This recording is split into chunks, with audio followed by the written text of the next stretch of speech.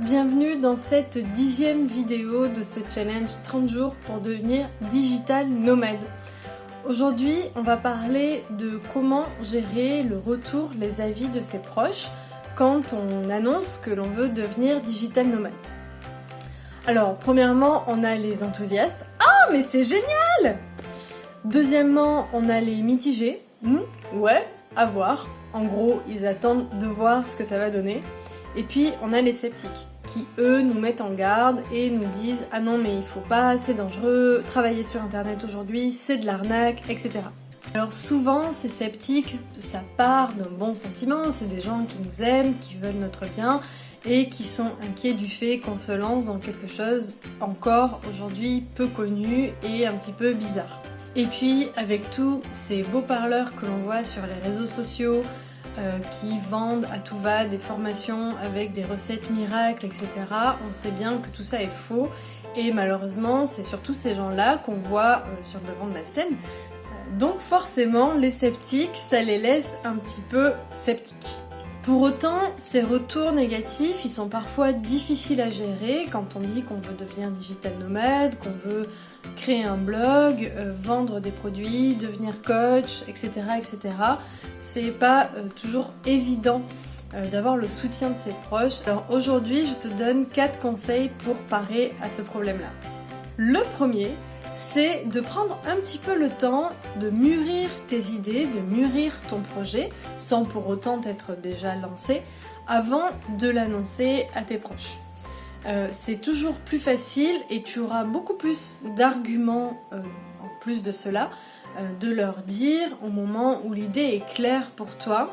Ça fera beaucoup plus sens pour eux, ils comprendront bien plus ce que tu veux faire et tu seras à même de leur expliquer pourquoi, etc., etc.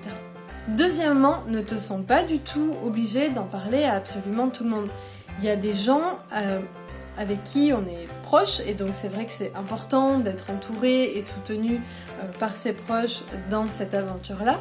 Mais il y a des gens avec qui on est moins proche, du genre les collègues ou les copains des copains, à qui ça n'a pas forcément d'intérêt à en parler, d'autant plus que leur scepticisme peut vraiment être toxique pour toi, et très franchement, tu n'as pas besoin de l'accord, de l'avis de ces gens-là. Le troisième conseil, il est très simple, c'est de s'entourer de personnes bienveillantes. Alors, premièrement, dans ton entourage, évidemment, l'idée c'est d'essayer, avec le premier conseil, d'expliquer au mieux ton projet à tes proches pour qu'ils te soutiennent. Mais l'idée c'est aussi d'aller chercher de la bienveillance chez d'autres entrepreneurs, dans des communautés soit de digital nomades, de freelance, d'entrepreneurs, etc. Et en fait, d'aller échanger avec des gens qui au quotidien vivent les mêmes aventures que toi, les mêmes déceptions, les mêmes difficultés, le même genre de sentiments quand ils arrivent à une petite réussite, etc. Et c'est vrai que ça c'est très important parce que on se sent soutenu, on se sent moins seul. C'est des projets où on travaille en fait beaucoup tout seul. Et le fait de partager ces expériences avec les autres, premièrement c'est riche, mais en plus c'est important pour le moral et faire face un petit peu à l'incompréhension que peuvent avoir nos proches, parce que même si nos proches nous soutiennent, ils comprennent pas forcément ce qu'on vit au quotidien.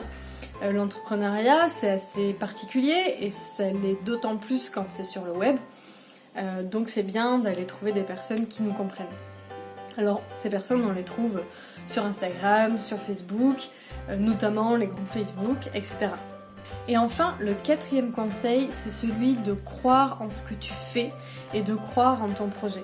Encore une fois, je le dis peut-être dans toutes les vidéos, mais l'idée c'est que tu es le moteur de ton activité, il n'y a vraiment que toi pour le mettre en marche, pour le tenir, pour le faire vivre, etc.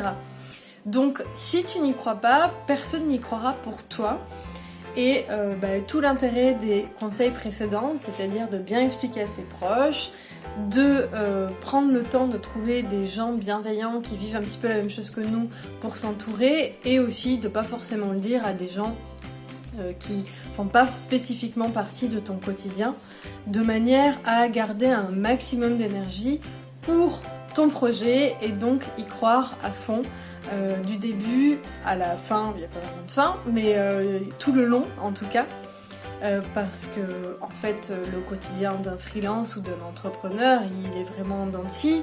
Même quand l'activité est bonne et qu'on a des clients et qu'on est connu, il y a toujours plein de choses qui font que ce n'est jamais stable en fait. Et c'est ça qu'on aime bien au passage, mais dans ces moments-là il faut croire en son projet. Voilà, j'espère que cette petite vidéo t'a plu.